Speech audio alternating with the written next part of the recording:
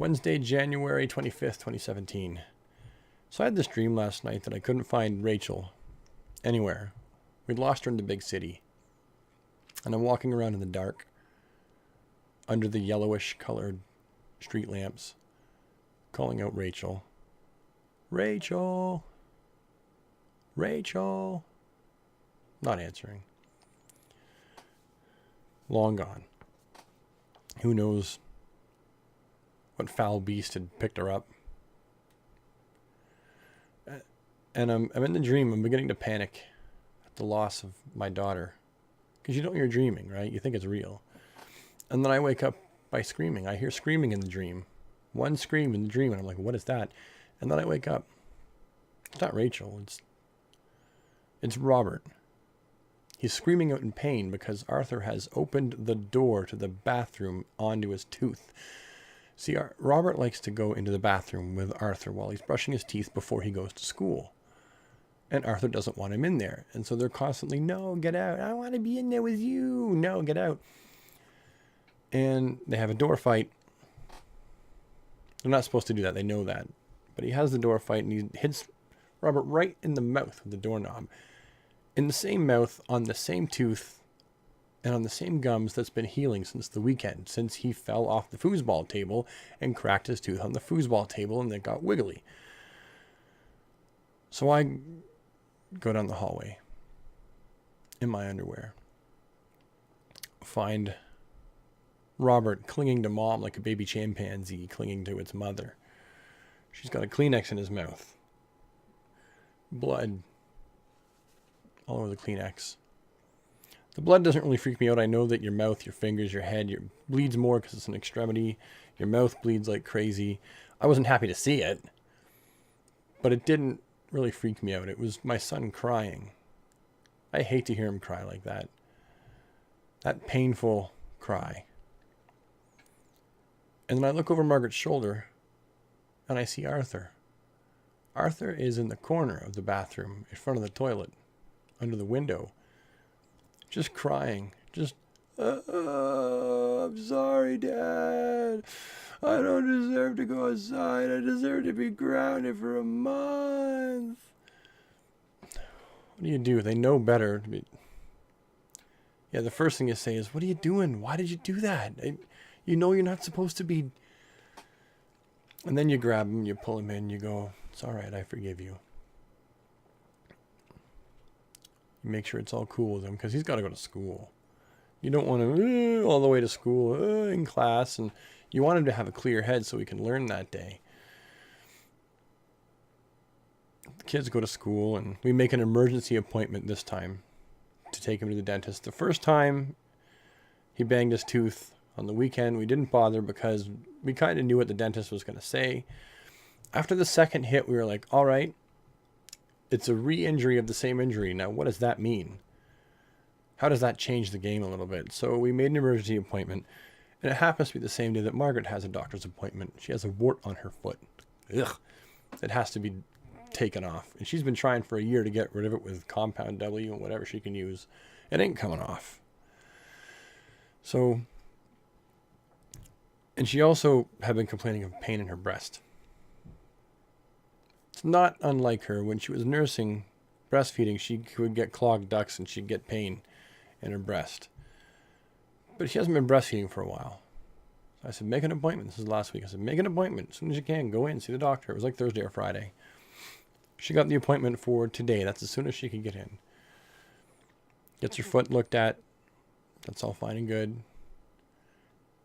Then the doctor has the nurse practitioner has a look at her breast and feels it, and like, I guess she found a lump, which is what we knew. There was kind of a lump there, but we're not professionals. I mean, that's pretty serious stuff, like lump in the breast kind of thing. That's huge. Yeah, there's a lump there, she said. It's a real honest to God lump. Now we know we're not imagining things. We're not just being paranoid, but someone who's a professional who does this for a living said there's a lump. And I've never been more scared about anything in my life other than like the prospect of losing my wife and my best friend is absolutely terrifying. The nurse said, hey, I don't think it's cancer because cancer tends to be more fibrous and more rough, and this is kind of smooth. So my hopeful side of my brain goes, well, it could just be a calcium deposit or something like that from, back then that's giving her problems now. Could be a calcium deposit in a milk duct or whatever. Best case scenario, right? Maybe that's what it would be. Worst case scenario is Margaret has a history of cancer in her family. It's like a thing for her family, Some people get buck teeth. It's like a family thing. Some people have their eyes too close together and look a little fucky. That's a thing for some people. I guess cancer's a thing in her family.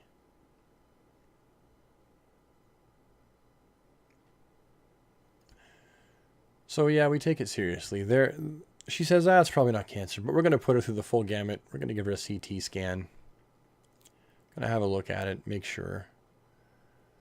But how many people have been told by someone who's trained to keep you calm while telling you the truth or a portion of the truth?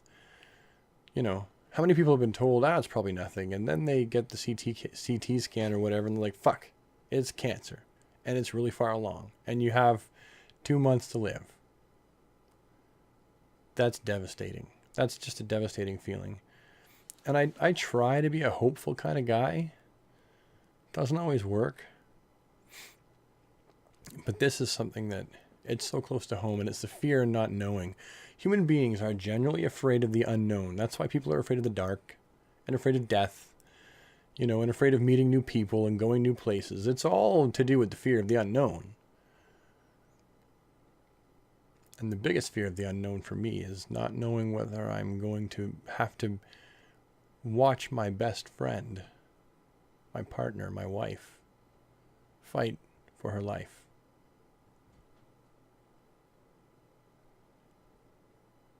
And we all know that when cancer wants you, it's going to fucking take you. Some people can get all the radiation, all the positive energy and juju and prayers and all that bullshit. Sometimes if cancer's going to take you, it's going to take you. And there ain't fuck all you can do about it besides die. I know that sounds really messed up, but it's true. It's messed up because it's true. So I'm genuinely terrified. Not panicked. Just really scared. Unhappy, on edge. Ill at peace. Probably all those mixed together into a fucky soup.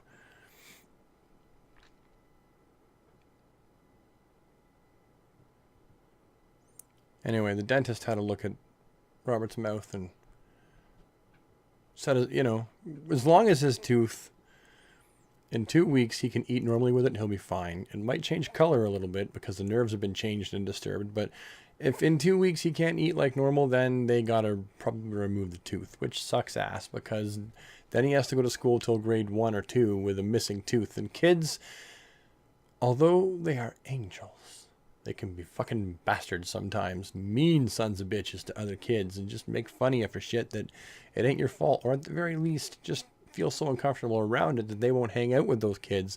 And because they won't, the other people won't, and they have no friends. I've seen it happen. And I was a kid. I remember what that was like. I had big ears as a kid, and that was bad for me.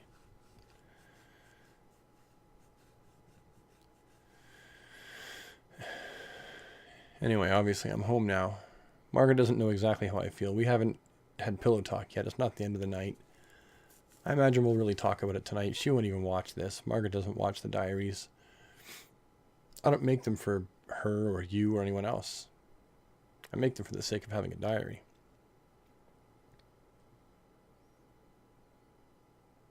I'll find out more as we go.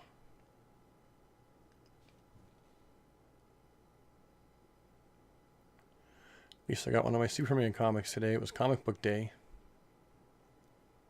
There's that.